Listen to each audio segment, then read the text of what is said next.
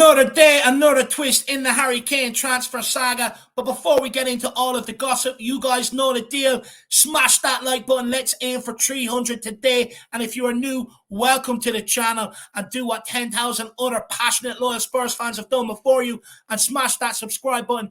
But most importantly, get your comments in the comment section for me to be able to engage with you. Now, let's get into all of the juicy juice, and that comes the way via The Guardian, and they say Tottenham are going to great lengths to convince Harry Kane to stay, but offering the striker a huge new deal.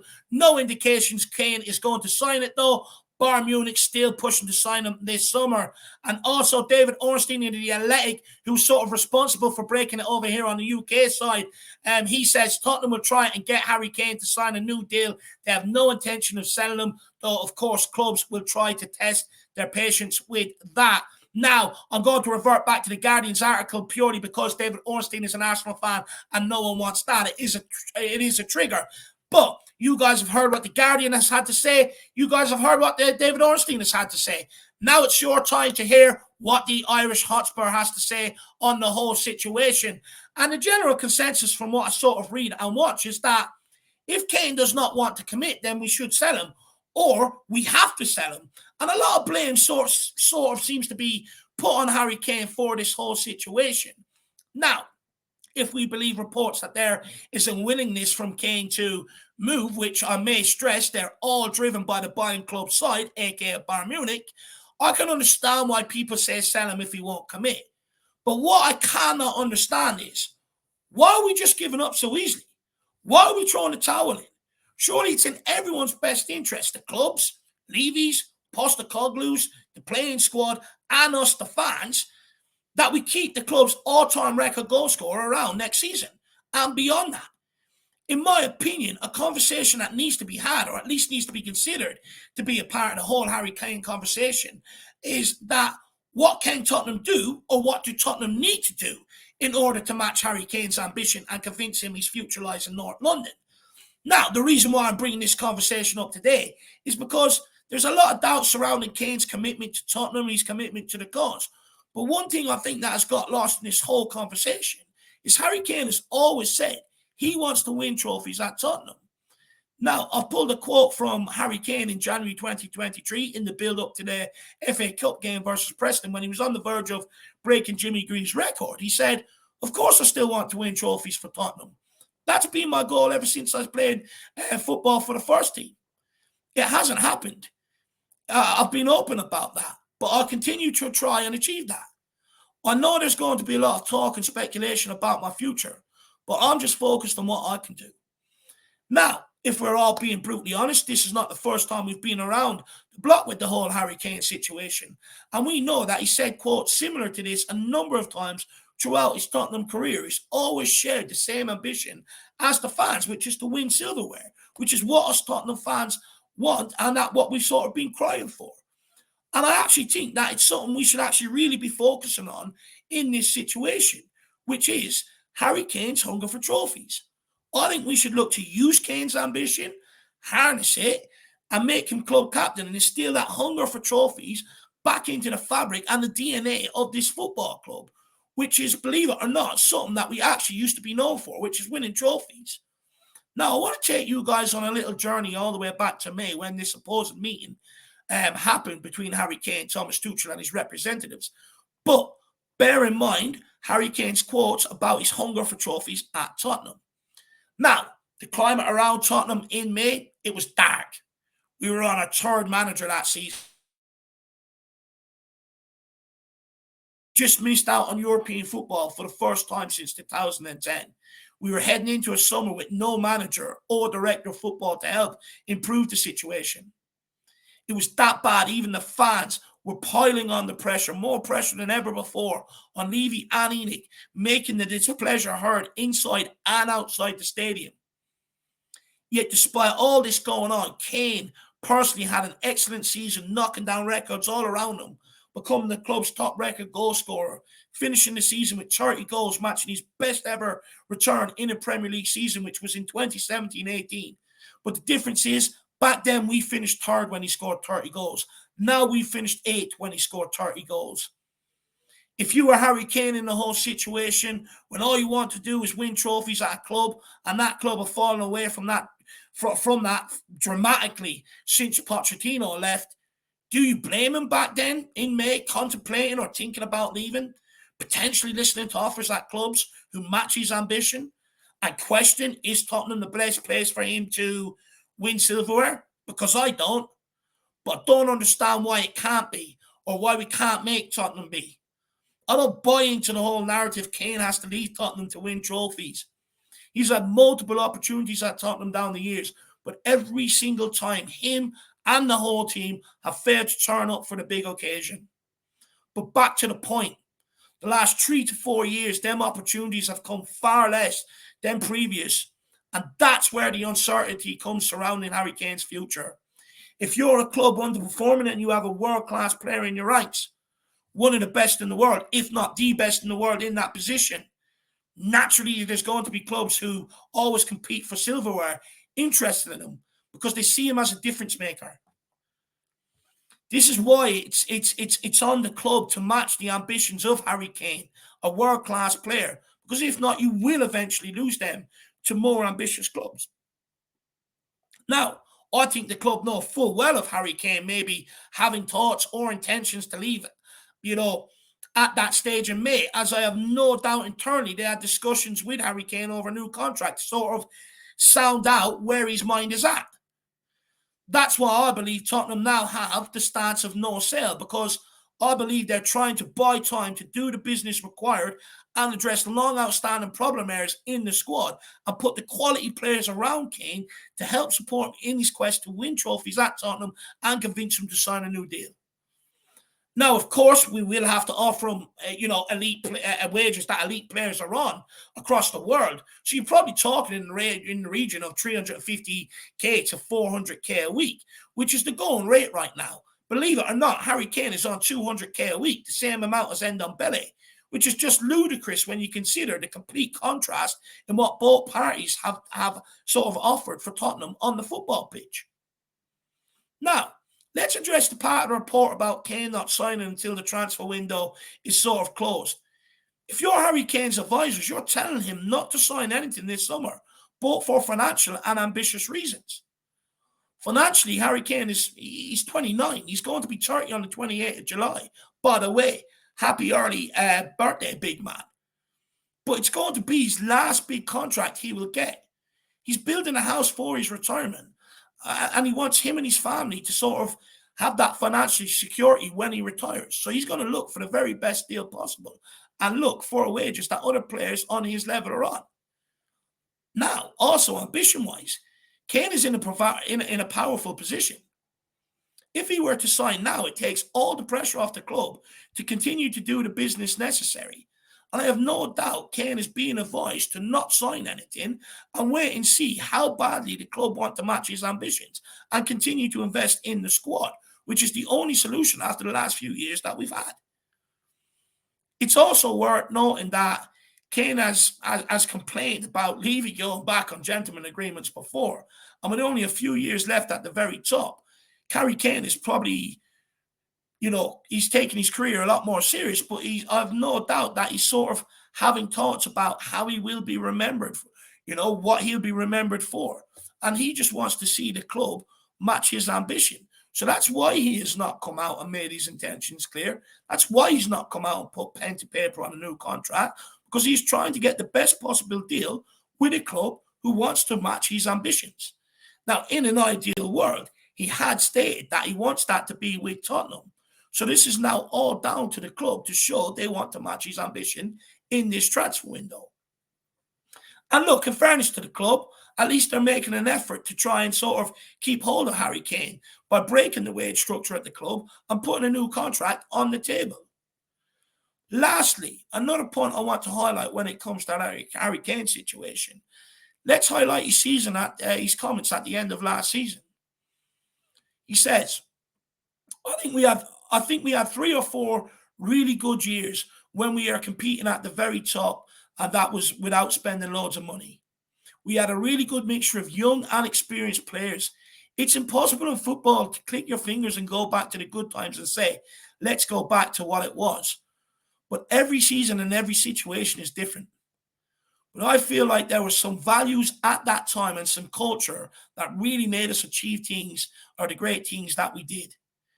Maybe we've lost parts of that over the last few years, and it's been looking back at that and seeing how good things we can take, looking back at that and seeing the good things we can take back from that and trying to implement that in the future. So it's clear the club already know what they need to do. Again, he's sort of alluding to, he wants to get back to being in a position to challenge for silverware. So the club know what they need to do. I reckon bringing in Ange Postecoglou was phase one. He embodies culture and values. I believe the signing of Madison, Vicario, getting Kulu, hopefully bringing in a couple of centre-backs, bringing in Solomon, creating sort of, competition for places is stage two. Now, here's the interesting part. Tottenham love a contract renewal on deadline day. It's all we ever seem to get. Is that stage three of Operation Keep Harry Kane? Let me know your thoughts in the comment section below. Now, let's get on to Daniel Levy's part in all of this, and that comes via Christian Falk from Bild, saying Spurs chairman Daniel Levy is very angry with Bayern Munich. He wants to make the German club bleed after going behind his back to try lure over Spurs star striker Harry Kane. I mean, that's absolutely brilliant news. Daniel Levy, I have no doubt that he's angry with the whole situation. Apparently he's sort of told close friends that, he's very, very angry with the situation. Now, of course, we know Bayern have been chasing Kane to sort of replace Lewandowski, who left for Barcelona last summer. Barcelona, though, I feel like have made a huge mistake here, and I think they can kiss their chances of signing Harry Kane goodbye. I think, we all know that if Daniel Levy feels that someone is sort of taking advantage of the club or taking advantage of a situation like Bayern Munich are doing with Harry Kane's contract situation, he'll just double down and be even more stubborn than his usual self. So I feel like Harry Kane or Bayern Munich have sort of kissed their chances goodbye when it comes to signing Harry Kane. And they've only got themselves to blame. And I believe a lot of these reports coming out now are just them throwing their toys out of the pram. At the end of the day, if you want a player like Harry Kane, you go and conduct your business accordingly with the football club to be able to try and lure that guy over to your football club if you really want a player like Harry Kane. But the fact that they've gone around it in a sneaky sort of manner, and look, let's be honest, I mean, it happens all the time in football. Sir Alex Ferguson used to do it an awful lot of Man United. It's no secret that this happens. But according to the rules, they've gone around it in a sneaky way. And, because this suits my narrative, I'm glad that Daniel Levy is upset by it. And I hope he makes them bleed. I hope he makes them pay for it. How dare they try to strong arm us? Now, I get we've done it to other clubs in the past, but I do not care. At this point, this one suits my narrative. So I want Daniel Levy to sort of make Bayern Munich bleed. And I just don't think he's going to accept any sort of further advances from Bayern Munich. So Bayern Munich, thank you very much for sort of ruling yourselves out of the deal. Because, you underestimate Daniel Levy. Well, he's just not going to sell to you. He done it with Modric when Abramovich was tapping up Luka Modric to go and join Chelsea. Just said, no, Modric, you're not going to sell to Real Madrid in the summer if needs be. So, I mean, I actually believe Daniel. I actually believe these reports when they say Daniel Levy sort of wants to make Bayern Munich bleed. He wants to punish them, this, that, and the other. So, credit where credit's due. I'm absolutely delighted. And hopefully, I actually hope he doubles down on it. I hope it actually inspires him to sort of, prove even more of a point. Go out there, get me in 3 centre-backs. Let's go and get another centre midfielder. Why not? Let's create, go out there and get the players of real quality that are really sort of needed and that are necessary to take this football club to the next phase. So I do hope that Bayern Munich have pissed Daniel Levy off so much that this guy goes out and wants to rectify everything that's got wrong. And he doubles down his determination to sort of keep Harry Kane and goes out and does tremendous business this summer. Now, that brings us on to the last thing when it comes to sort of Harry Kane. And this is from Dan Kilpatrick from the Evening Standard. He says, Harry Kane set for crunch talks with Daniel Levy and Ange Postecoglou when he returns to training next week after Spurs offer him a massive new deal. Now, of course, Harry Kane doesn't return back from holidays until the 12th. I think all the sort of players that were on international duty are due back then. However, there are reports that Harry Kane has already had a conversation with Ange Postecoglou sort of over the phone. And I think that was more or less Ange Postecoglou relaying what he sort of, an introduction, but also relaying sort of what vision he has for Harry Kane in his plans. Now, Harry Kane obviously has time to go away and think about it. I think on the 12th, it will be D-Day when it comes to this. I think the club have sort of laid out, we want you to sign a new contract. There's your wages. Here's the captain's armband. Let's go after trophies together. It all depends whether Harry Kane believes that or not, or whether, last season is truly effective and he really does want that. So I think we'll definitely know on the 12th of May. But interestingly enough, Ange Postecoglou does have a press conference, or sorry, not the 12th of May, 12th of July. Where am I at with my months? 12th of July. But interestingly enough, Ange Postecoglou does sort of have a press conference on Monday. So I think you probably hear a lot more maybe on the Harry Kane situation. It'd be very interesting to see, how he answers the questions, because undoubtedly he's going to get absolutely bombarded with questions surrounding Kane's future. But interestingly enough, he did do a Q&A with the football club today, and that video is out there for all you guys to go and see it across all of Tottenham's sort of social media platforms. And it comes where he says Ange Postecoglou has said he hopes this Harry Kane and Sonny will score bags of goals for him next season. He also said, I guarantee you won't be falling asleep watching our games. Now, I love that from Ange Postecoglou. I mean, that makes a change. Many of us, well, not me, but many of you guys at home watching the watch-alongs end up taking a nap on the couch during the game, which I don't blame you. I mean, I'd sit there with matchsticks to keep my eyes open during some of the games, so that's all good.